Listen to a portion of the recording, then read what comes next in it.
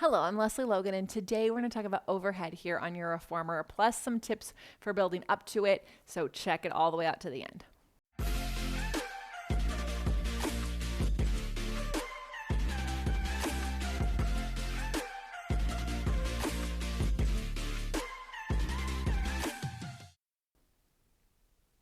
All right, so overhead in the reformer, it's an exercise that people tend to go, oh my God, why is this big flip over inversion so early on in my reformer practice?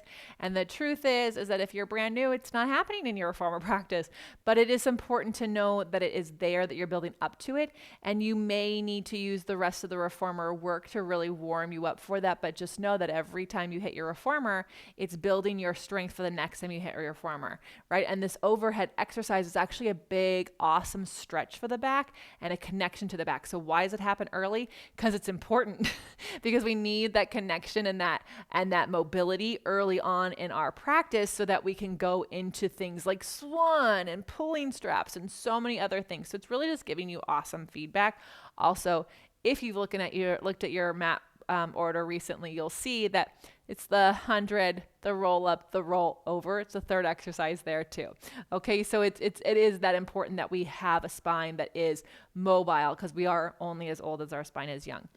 So let's talk about this. If you are watching this tutorial from the deck of flashcards from OPC, thank you so much for grabbing those. We are really proud of them. They are inspired by our mat deck of flashcards, and so we're really interested in just making sure that you have a Pilates studio in the palm of your hand wherever you go. So if you didn't know we have flashcards, we do. It has every single exercise plus some preps and advancements that are going to truly help you have a Pilates practice that you can use as a practice, not a perfect, right? We know that we're not about that around here. So we are going to go from our 100 to our overhead. I'm going to show that transition because it's very important.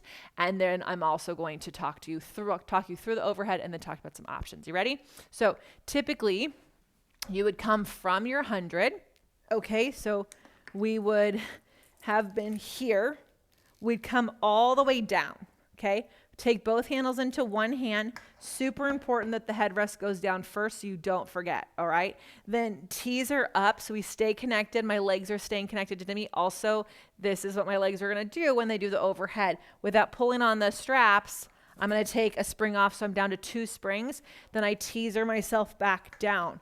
Take both hands into your handles. Just so it looks like the 100, right? Except for now the headrest is down. The legs are together. So you're going to press your arms down without dropping your chin. Take your legs over.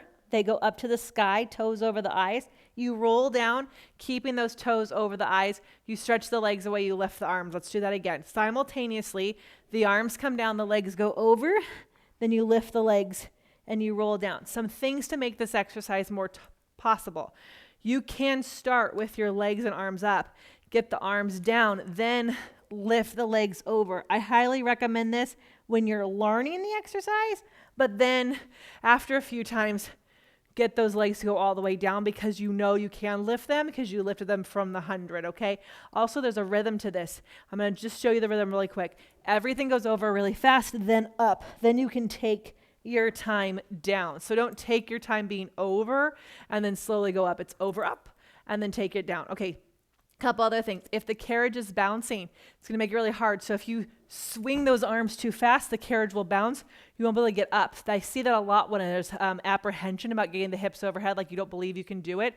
So trust that you're strong enough, all right, so that you can get those arms down, hips up. Other thing I want you to really make sure you're doing is that chin. It's really easy to look down. You've got to keep that chin up. So you'll look at the ceiling the whole time. That means there's space behind your neck. And those collarbones are wide. So my wrists are straight, my fingers are long, and I'm pushing my upper arms down. You're going to feel a lot of upper back tricep connection, okay? So couple things. If you're like, girl, I cannot ever do that. I don't believe I can do that. Then I need you to do is say, yet, and do the roll up here. So just in place of an overhead, do the roll up so you're still rounding your spine, you're still stretching through your back, you're getting that same thing, and then work yourself up to the prep. There's another exercise that comes after overhead called coordination. Typically, you would learn coordination before you learn overhead.